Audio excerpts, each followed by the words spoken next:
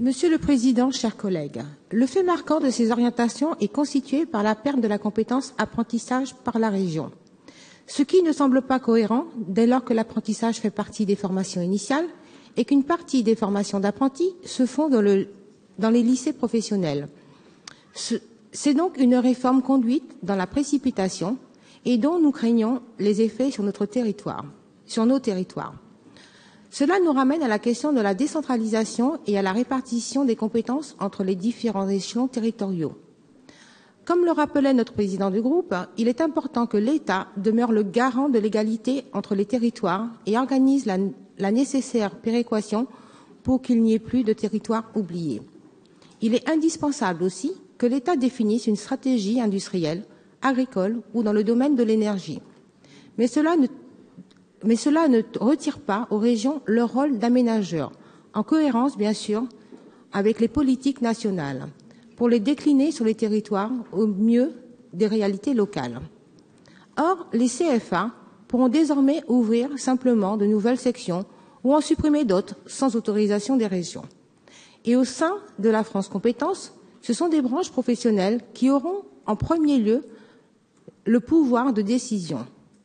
On pourrait comprendre qu'elles soient les mieux placées pour connaître l'évolution des besoins, mais les observateurs sont nombreux à souligner l'organisation déficiente des branches professionnelles en France, un problème que les tentatives de réforme n'ont pas résolu, avec pour conséquence la désorganisation de certaines filières et la perte de compétences et de savoir-faire essentiels pourtant aux grands ensembliers. Cette situation est aggravée par le poids excessif du MEDEF, au détriment des PME, TPE, artisans et commerçants, qui pourtant recrutent la majorité des apprentis. Or, la vision, souvent trop financière du MEDEF, a tendance à introduire au niveau de la branche des choix qui vont à l'encontre des investissements nécessaires, qu'il s'agisse d'équipements, de recherche ou de formation. On préfère sous-traiter, souvent à l'étranger, la fabrication des composants essentiels au détriment des entreprises françaises. Un exemple criant, en effet désastreux, de cette politique, c'est l'EPR de Flamanville. Outre les erreurs de gouvernance au niveau d'Areva, au temps de la catastrophique Anne Lauvergeon, les problèmes récurrents, les non-conformités, les retards, les surcoûts que cela engendre s'expliquent par la perte de compétences dans différents corps de métier, dont les soudeurs où l'on a dû faire venir de Roumanie, mais avec une qualification moindre. La gouvernance de l'apprentissage est donc fondamentale. Donc, la puissance publique ne saurait se désintéresser, dans le cadre d'une stratégie industrielle conduite au niveau national. Ce que nous demandons depuis longtemps et que Bruno Le Maire commence à reconnaître timidement.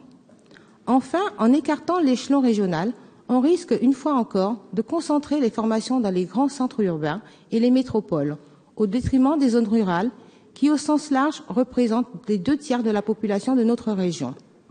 Il est prévu un fonds de soutien pour les CFA en zone rurale, mais là encore, les arbitrages seraient toujours en cours. Des doutes existent également sur l'enveloppe qui permettra de maintenir une capacité d'investissement dans les CFA. Je vous remercie de conclure, s'il vous plaît. Oui, je termine, s'il vous plaît. Merci. Une somme est inscrite dans les orientations budgétaires, mais nous ne sommes pas certains de la décision finale. De même, que deviendra le dispositif des développeurs de l'apprentissage? Est-il caduc? Les développeurs recrutés par la région seront-ils repris par France Compétences ou simplement l'objet d'une compensation financière? Je pense que nous sommes nombreux dans cette Assemblée à partager les mêmes inquiétudes et nous demandons que la région suive attentivement les compétences de cette nouvelle organisation de l'apprentissage et n'hésite pas à alerter l'État le cas échéant. Je vous remercie.